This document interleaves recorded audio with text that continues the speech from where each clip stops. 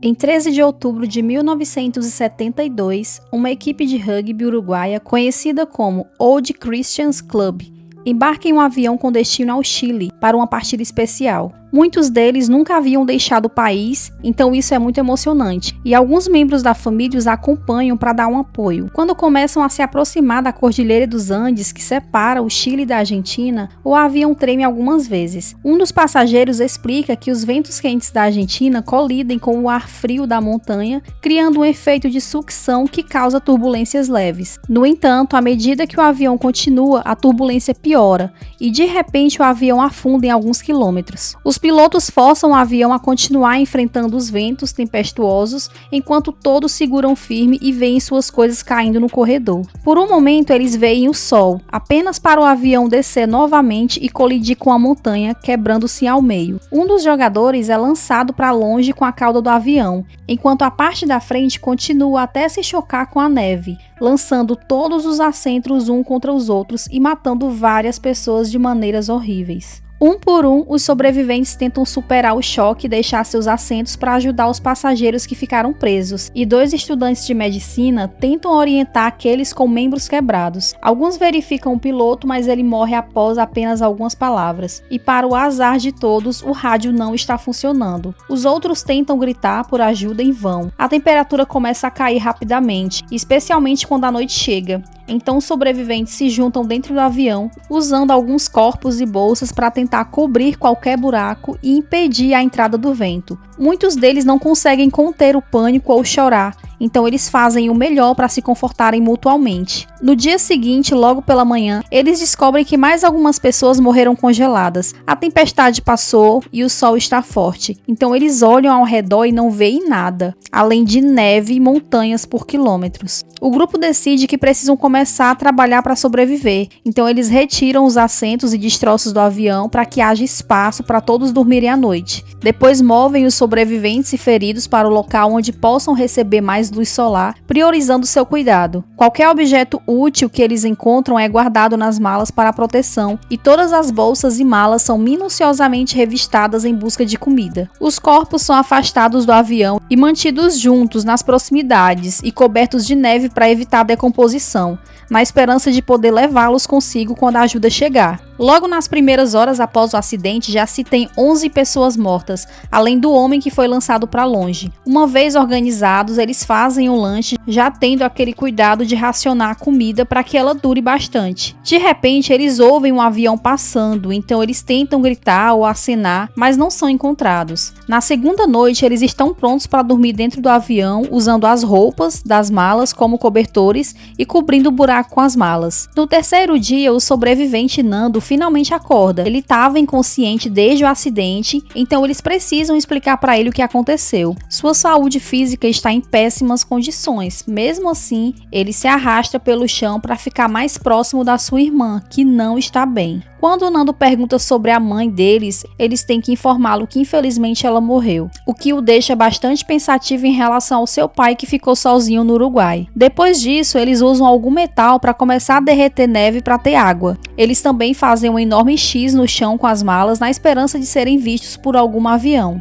Quando outro avião passa, eles tentam refletir o sol em espelhos e continuam gritando. Alguém percebe que as asas do avião balançaram, então eles podem ter um sinal de que foram vistos. No dia seguinte, eles ouvem um barulho de avião novamente, porém eles identificam que o barulho está muito longe, ou seja, estão procurando em uma área diferente e eles não serão vistos. O grupo começa a discutir opções de sobrevivência e eles lembram que havia algumas baterias na cauda, então eles devem sair para encontrá-las. Depois de construir alguns óculos com espelhos e couro dos assentos, 4 sobreviventes começam a subir as montanhas para encontrar a cauda do avião. Assim que sobem alguns quilômetros, eles descobrem que o local do acidente não pode ser visto de longe por conta da neve.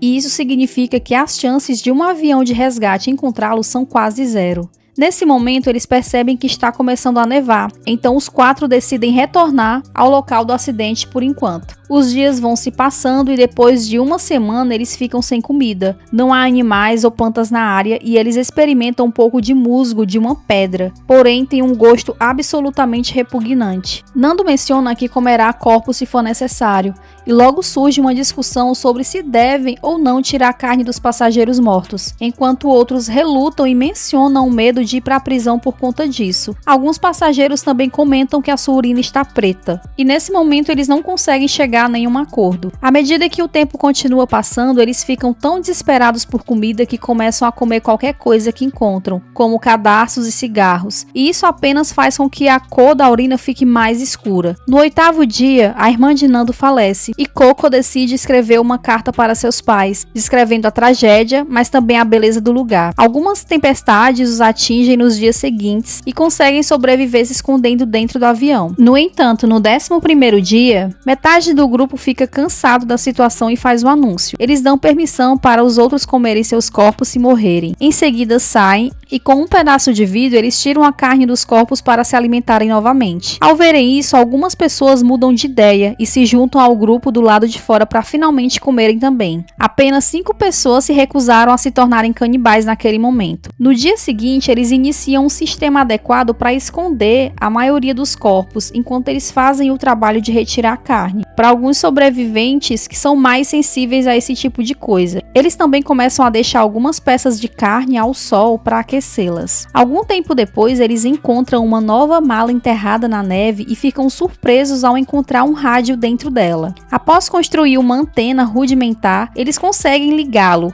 apenas para descobrir pelas notícias que após 66 missões de busca, o governo decidiu não procurá-los mais. O grupo todo entra em colapso ao perder toda a esperança, e 4 pessoas cedem e comem a carne humana. Depois, 3 homens decidem sair e procurar a cauda do avião novamente. A primeira coisa que encontram são muitos destroços e 5 corpos, incluindo o cara que foi sugado para fora do avião durante a queda. Eles continuam se movendo o mais rápido que podem, o que é difícil, porque eles escorregam bastante ao subir e os ventos congelantes dificultam demais a respiração.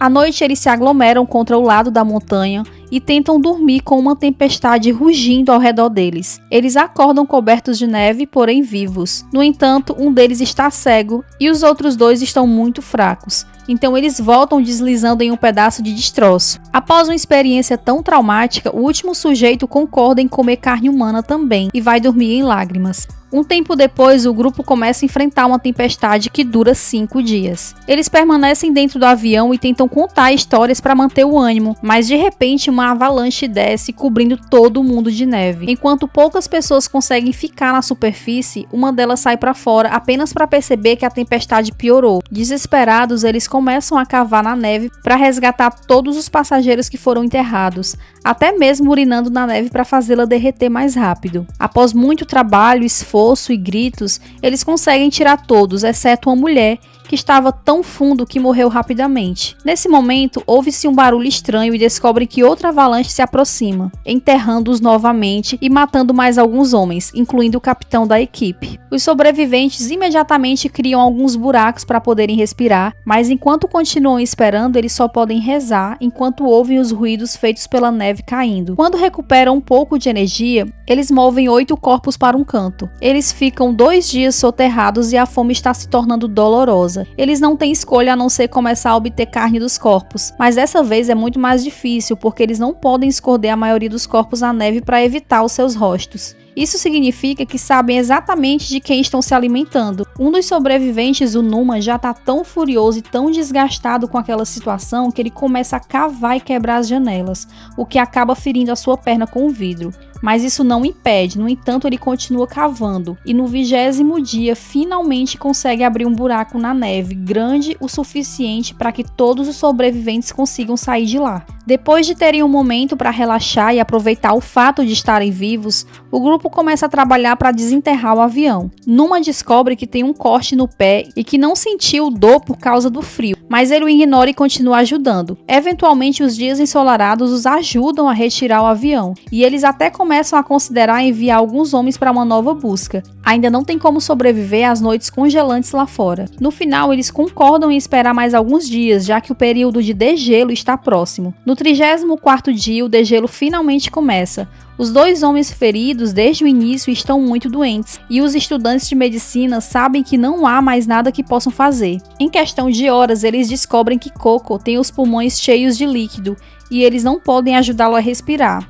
e Coco morre alguns minutos depois. Quando eles retiram o corpo, eles encontram uma carta e guardam com segurança. No 36º dia, o clima melhorou suficientemente para que Roberto, Nando, Tinte e Numa saiam numa nova busca usando camadas extras de roupa para sobreviver às noites. Pouco tempo depois, Numa começa a se sentir tonto e cai, então eles verificam seu pé e descobrem que sua ferida está infectada. O grupo acha que deveriam levá-lo de volta, mas Numa diz que é forte o suficiente para voltar sozinho, e pede a eles que continuem, e Numa desmaia assim que chega ao local do acidente. Algumas horas depois, ele acorda só para descobrir que o outro passageiro doente está alucinando antes de morrer. Na manhã seguinte, o grupo começa a trabalhar na remoção do gelo que está na cabine, caso eles precisem dela. Numa quer ajudar, mas não consegue porque está muito fraco, o que faz se sentir inútil e frustrado. Logo o trio volta com grandes notícias. Eles encontraram a cauda do avião e, fazendo algumas viagens curtas com os outros, eles trazem muitos casacos limpos, garrafas de rum, cigarros e até chocolate. Também encontram as baterias do avião, então eles tentam conectá-las à cabine para fazer o rádio funcionar. Depois de muito trabalho, eles conseguem obter algum ruído estático, mas não conseguem resposta de ninguém. Os dias começam a passar novamente e o grupo hesita em sair porque passar uma noite lá fora quase os matou, mesmo com os casacos extras. A infecção de Numa piora e se espalha para todo o corpo. A comida que encontraram na cauda ainda não é suficiente, então eles precisam começar a retirar a carne dos ossos. Neste ponto, esse ritual já se tornou rotina e já não os incomoda mais. Sabendo que não tem muito tempo restante, Numa para de comer para que os outros possam ter mais comida. Eles tentam consertar o rádio novamente, mas os fios causam um pequeno curto-circuito e eles desistem. Furiosos, eles escrevem uma mensagem no avião contando o número de sobreviventes. Durante uma outra viagem até a cauda, o grupo fica surpreso ao encontrar vários tecidos impermeáveis que estavam cobrindo os canos. Eles imediatamente o trazem de volta e começam a montar um saco de dormir que permitirá que eles possam sobreviver às noites do lado de fora. O rádio menor ainda está funcionando e eles ouvem nas notícias que mesmo que 58 dias tenham se passado desde o acidente, a Força Aérea está planejando enviar uma outra aeronave para procurá-los. Uma discussão surge sobre como proceder. Alguns acham que devem esperar pela aeronave, enquanto outros apontam que eles nunca serão vistos lá embaixo. Então a solução seria sair para procurar ajuda. E frustrado, Roberto arranca o saco de dormir. Depois disso, o grupo decide se distrair fazendo barulhos de pássaros enquanto os veem voar e encontram uma câmera que eles usam para tirar várias fotos. Naquela noite, Numa se sente completamente debilitado e sabe que seu fim está próximo, então ele permite que seus amigos se alimentem do seu corpo e pela manhã eles o encontram morto. E eles encontram em uma de suas mãos uma carta que diz: "Não há amor maior do que dar a própria vida pelos amigos." Inspirados por essas palavras, Roberto, Nando e Tintin decidem sair novamente. Depois de pegarem o novo saco de dormir improvisado e muita carne, eles começam a subir para o oeste com o objetivo de cruzar a montanha para chegar ao Chile. A noite venta bastante, então eles cavam um buraco na neve e se enroscam dentro do saco de dormir, o que os permite sobreviver até a manhã seguinte. Quando finalmente chegam ao topo de uma montanha bastante alta, eles ficam arrasados ao descobrir que ainda há uma enorme quantidade de quilômetros a percorrer. Por um momento, eles consideram desistir porque não tem comida suficiente para uma viagem tão longa. Então, Tintin se oferece para voltar para que a comida seja suficiente apenas para Roberto e Nando. A viagem é incrivelmente longa e difícil, mas depois de muita caminhada, a dupla finalmente desce para o vale, onde o solo é mais rochoso do que nevado. Quando o sapato de Nando quebra, Roberto simplesmente amarra algum tecido ao redor e eles continuam. Uma noite depois do jantar, Roberto acaba vomitando, mas o Nando o conforta e de manhã eles seguem em sua jornada. Todo esse esforço compensa porque eventualmente encontram um rio com água fresca e até um pequeno lagarto. Nesse momento eles olham para cima e, para sua surpresa, eles encontram um homem a cavalo os observando. Ele está do outro lado do rio e o barulho da água não permite que eles consigam se comunicar corretamente. Então, depois de vê-los gritar e acenar os braços, eles jogam alguns papéis e um lápis para eles. A dupla escreve no papel quem eles são e o homem pega o papel de volta para fazer algumas ligações. Logo a mensagem chega ao serviço de resgate aéreo e uma nova missão é planejada. O homem volta para Roberto e Nando e os leva para sua cabana, onde podem finalmente comer comida adequada. Em apenas algumas horas, a área está cercada por repórteres que não hesitam em fazer perguntas constrangedoras. No local do acidente, o grupo continua com o rádio ligado e eles ouvem a notícia que 2 sobreviventes do acidente aéreo foram resgatados e que finalmente helicópteros serão encaminhados para resgatar o restante do grupo. Então eles começam a se lavar e se pentearem para parecerem o mais apresentáveis possível e juntam suas coisas em bolsas, incluindo pedaços do avião como lembrança. Quando os helicópteros finalmente chegam, eles levam o Nando como guia para que ele possa mostrar o local onde estão os outros sobreviventes. Exatamente no dia 71, o grupo é finalmente resgatado e eles choram de felicidade assim que veem os helicópteros. Alguém grava todo o resgate. Nesse momento, o grupo insiste em levar consigo algumas bolsas, mesmo que não haja espaço para carregá-las. No total, 16 pessoas sobreviveram. Quando eles chegam à cidade, as suas famílias já estão lá esperando para recebê-los de volta. Depois, eles são levados até um hospital, onde uma multidão os aguarda para chamá-los de heróis. Os médicos mantêm os repórteres fora e fazem exames completos para verificarem a sua saúde, especialmente porque notam o estado esquelético de seus corpos. Eles estão tão debilitados que precisam da ajuda um dos outros para poderem tomar banho. Logo em seguida, as suas famílias ficam responsáveis por sua aparência. Cada sobrevivente recebe a sua própria cama, mas naquela noite eles ainda estão lidando com o choque pós-traumático, então eles se encolhem para dormir em grupo, assim como faziam dentro da aeronave.